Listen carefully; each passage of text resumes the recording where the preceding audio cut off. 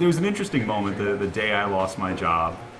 We were all escorted into the conference room and told that we no longer work there. It was a public execution style firing, so they'd already fired my boss earlier in the day, so he wasn't around anymore to fire me. So they lined us all up. They told us we were done there, and we left. Could you show us? My friends. Yeah. That's fine. And this is my 50 centimeter tall portal turret. It's fully articulated. It's got a voice box and speakers inside of it. About 2 years ago, I came across somebody selling kits to make a $700 3D printer, and I just couldn't get over the idea of how cool that sounded. So I jumped right in there and ordered one, and the whole reason I ended up down here is because I bought this printer. I don't know how to program. I don't know how to write code. So after 2 months of trying to get it to work, I got a suggestion from a friend who actually lives in Bahrain. He said, "Hey Michael, why don't you try to find a hackerspace?" He Googled it for me and said, "Hey, there's one in town. They're in a cave." And a year and a half later, here I am. Right, I go to art school and I fall in love and my visions are possible and they're even tangible, and then you graduate and they just like kick you out on the street and you are screwed. And after they have fattened you on the kinds of tools that they have, like big, $25,000 printing presses and fancy printers and welding machines and all these kinds of things that you can never in your entire life hope to save enough money to get on your own, you just can't go back. You just can't go back to pencil and paper after that. So for 2 years, I dragged my feet around Boston. It was like, there's nothing to do. I'm going to be a waitress for the rest of my life. How am I going to go on? And the asylum showed up, and I was like, oh God, a breath of fresh air, finally. And they brought the metal shop and everything else, and then some. And I have come back online as an artist. There are people who have come to i3 after having gone through an exhaustive job search. And they don't see i3 as a job opportunity per se, but as they've looked for civil organizations and other types of networking groups to meet people at, i3 came up on their radar and they came in. And they've decided to stay for the people and for the tools and for the hope, for the promise that they can take ownership of their own lives by finding an enterprise here, their own enterprise. The idea is bringing people together at first and let it be play, let it be someone's got that $1 million idea that they bring to life, but then see those ideas actually turn into businesses. See the community help those individuals actually create those businesses. People in the Metro Detroit area need a root system, and so often we get our root system from having a stable job. Lots of my friends don't have stable jobs. They're looking, they're unemployed, they have an in-between sort of job they're not really satisfied with. And i3 Detroit is a root system, a place to come in and find like minds, people they can become friends with, people they can work with. I think there's a lot of people that kind of would, if they didn't know about the hackerspace, they would just kind of like be in their home in a shell, not really hang out with people. They've got a handful of friends, but they don't really get out. And because of this space, it helps them get out of the house and find people like them that they can relate to, and find new friends and actually find a community that they can belong to, which is something that everybody needs.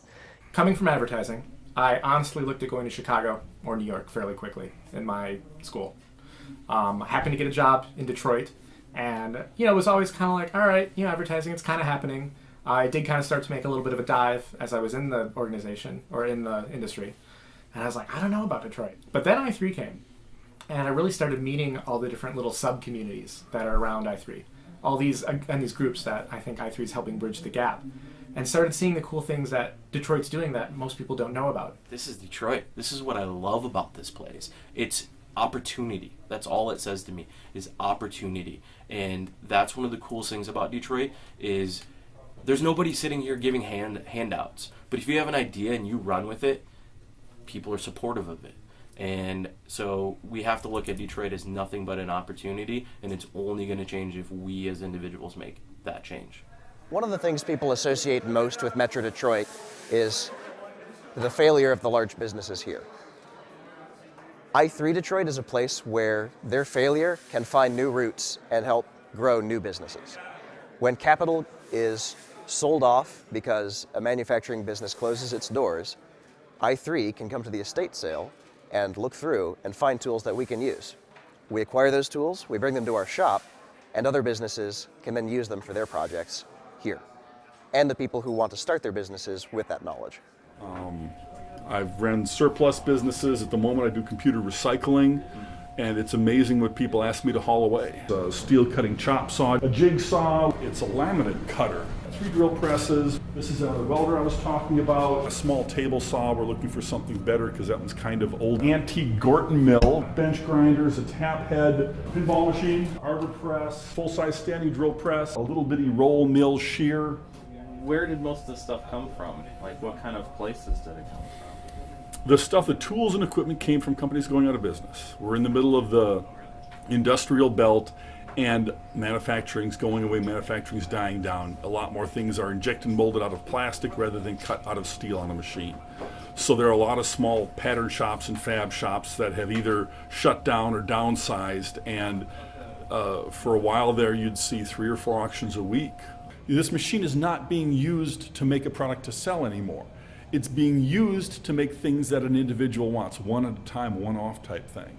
And yeah, it's a different sort of industry. It's a different model of how to make things. And that's what a makerspace is, the maker movement is it's people looking at that and saying, well, you know, that's a really nice widget, but you know, if it was 2 inches smaller or did this or had an extra hole here, it'd be perfect for me. That's when you take it and make it, or you take it and modify it. So as far as global things that drive the possibility of hackerspaces in general, I think economic downturn plays a role. It makes it more feasible to buy the capital of production at lower prices because the businesses that use them are going under. Large-scale corporations are no longer going to be the way of how we work and we live, especially in a city like Detroit, because 80% of the community worked for the big 3 or some type of automotive manufacturing facility. That's what we put all of our eggs in one basket. And I don't think we're ever going to be that way again. So I think the only way Detroit's going to change is by having lots of small businesses that maybe have, 3, 10 employees, and having a bunch of really inventive ideas and companies spread out through Detroit. And to me, that's what's going to rebuild Detroit and provide new economy, new jobs, and that's what I hope i3 Detroit brings. I've actually been toying with the idea of selling things like this in limited quantities, and the issue would be with price, because what is my time worth to sit there for untold hours and make each kit? But I always wanted to have the slogan. You put on the box. You always see "Made in China," "Made in the USA." I just want to have a little sticker that I put on things that says "Made with pride on my kitchen table." So I consistently look at it. I think it may have been the best thing that ever happened to me, is the moment they fired me. Why do you think that? Because it forces me to do something else. It forces me to kind of reflect on the reality of the world around me and see what's going on. I can then be more creative now, and I have more freedom in my creativity. It's the American dream, for lack of a better word. I'm going to sink or swim on my own now. And you will make it? I like your optimism. No, I'll swim. I know I'll swim. It's going to be hard, but I know I'll make it.